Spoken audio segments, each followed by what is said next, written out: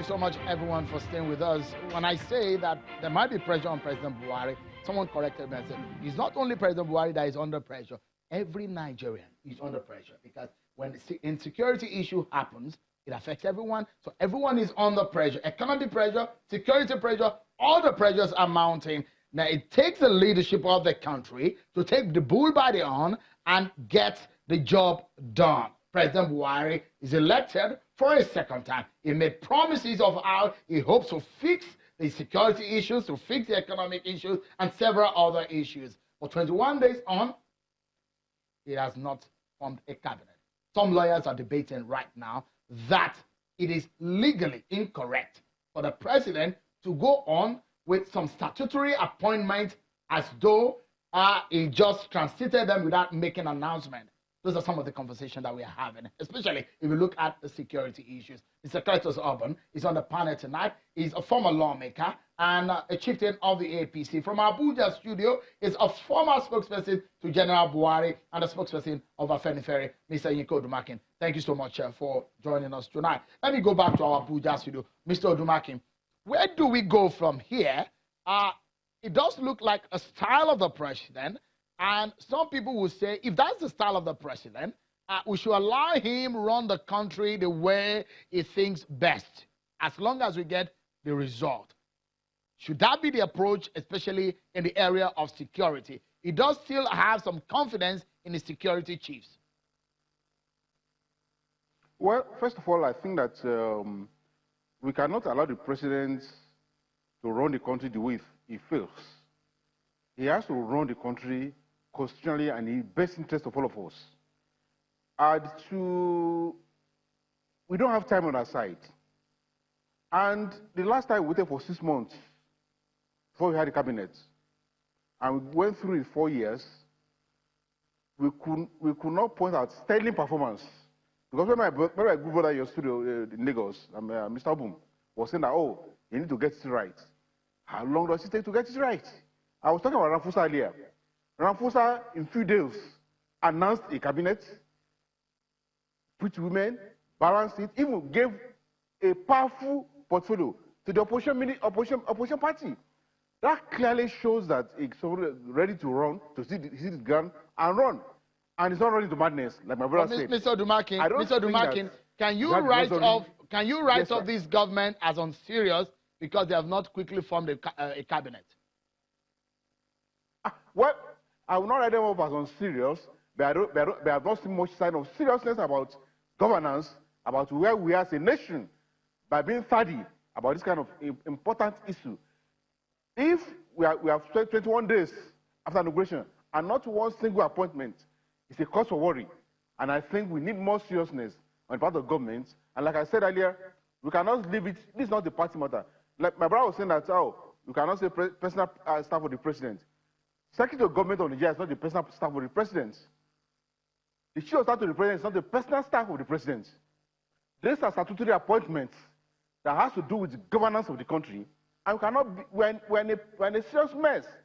3 days ago, if you look at it from this perspective, Mr. Odumakin, the National Assembly, especially the Senate, which has a statutory role of clearing appointments of government, was just inaugurated a few days ago, but they've gone on recess.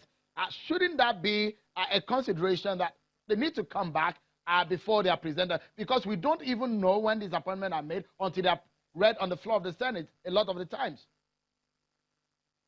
Well, if there's anything before them, I don't think they will go on recess. It's because there's nothing before them. So it is the executive now that has to place assignment before them.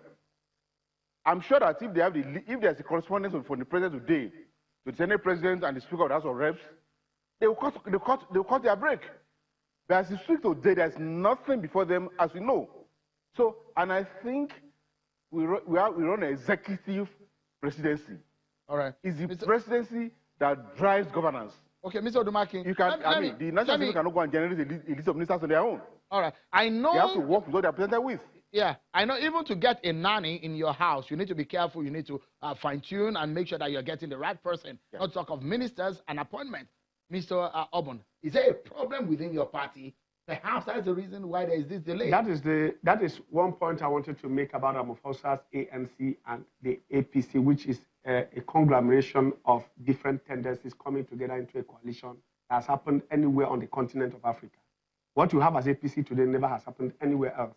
Indeed, when I got your news telling us about 200 parties, there can be 400 parties. It doesn't matter. What should matter to us is how they get involved. The logistics of it, if you check, America has over about 101 or 105 political parties as we speak today. We have not hit the 100 mark. But let me say this, ANC was first a movement before it transformed into a political party. If you look at it, it was even pressure groups and even militant groups led by people like Steve Biko, Nkubutu Wasizwe, the Spear of the Nation, headed by the student SASO, South African Student Organization, headed by Steve Biko and others. They were the ones that came together that you had what you know as ANC, and they came in. ANC has a long history. Therefore, APC, coming where it is, the tendencies have to be balanced out. You have the issue of regionalism, tribalism, and the balancing, and of course... But you were not able to resolve that in 4 years. No, we resolved it to the point where we now have identified the tendencies that have to be satisfied in the appointments that are to come. Secondly, and very importantly, don't forget that after May 29th, there had to be inauguration of the parliament that is going to deal with the issue of the ministers. Thereafter, if, like he said correctly, if there is a list today, it is parliamentary tradition that you can cut off your recess just to come and attend to an urgent national issue like the passing of the ministerial list for the president. You think Nigerians are happy with your party as it stands? Most Nigerians are. Really? I can tell you that most Nigerians are, because ministerial appointments do not in any way, in some cases, it exacerbates crisis in most areas. But like we said, it is about governance. It is about giving direction. It is about executing things. I agree on the issue of the service chiefs, for example. There should be at least a minimum of reshufflement, because some of them have shown clear ineptitude about what to do with their portfolios. If you cannot remove them, at least shuffle them. You agree with Mr. Odumakin that the party must do better? No, not better than what we have done. We can improve. Of course, there's always room for improvement. All right. I agree on that. We must leave it at that. All human society devolves on improvement and the hope for improvement. But if you don't know, let me speak from what Nigerians are saying, that your party has a lot to achieve based on the expectations and your promise.